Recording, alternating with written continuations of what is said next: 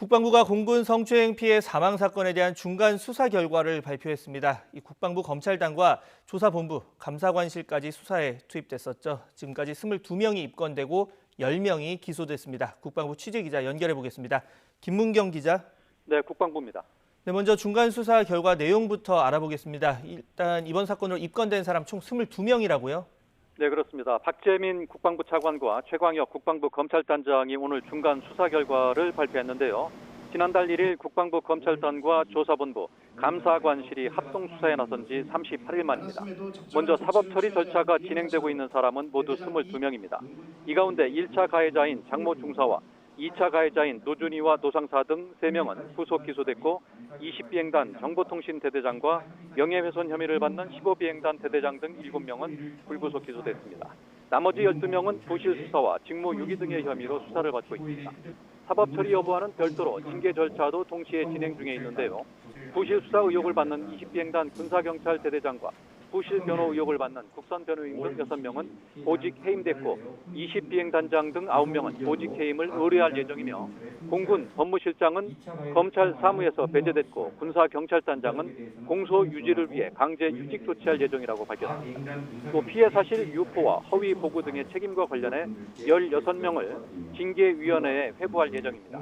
국방부는 이 가운데 사법처리 절차가 아닌 내부 징계위에 회부되는 사람은 9명이라고 밝혀 모두 31명이 사법처리되거나 징계 절차를 밟고 있는 것으로 나타났습니다. 네, 이번 사건이 불거지면서 여러 의혹들이 제기됐었는데요. 이 중간 수사 결과를 보면 대부분 사실로 드러난 셈이죠.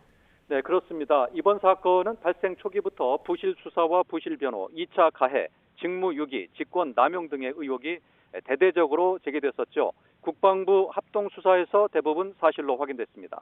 먼저 이중사의 직속 상관인 20비행단 노준희 등 2명에 대한 2차 가해 수사 결과를 보면 이중사로부터 강제 추행 피해 사실을 보고받고도 코로나19 방역 지침 위반에 따른 징계를 피하기 위해 즉각 보고하지 않거나 이중사를 상대로 회식 자리에 있었던 사람들이 다 피해를 볼 수 있다며 신고하지 못하도록 협박했다고 검찰단은 밝혔습니다.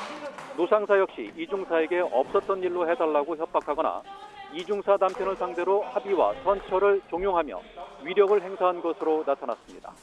이중사가 전입한 15비행단에서도 새로 오는 피해자가 불미스러운 일로 전입을 온다고 하는가 하면 전입자가 성 관련된 일로 추측되는 사건이 있었다며 이중사의 신상을 유포한 사실도 확인됐습니다. 부실 수사 의혹과 관련해선 군사경찰의 경우 대대장 1명을 입건하고 수사를 계속 진행 중이며 공군 검찰의 경우 군검사 1명이 직무유기 혐의로 수사를 받고 있습니다.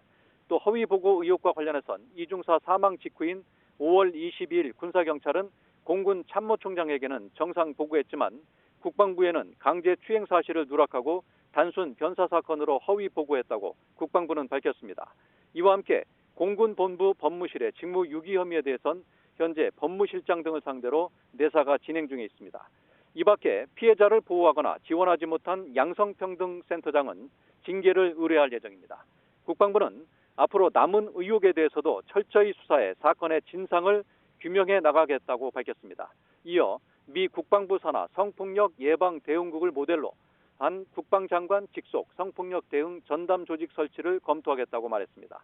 또 성폭력 사건 예방과 피해자 보호를 위해 각군 참모총장 직속 검찰단을 창설하고 성폭력 전담 수사팀을 설치하겠다고 강조했습니다.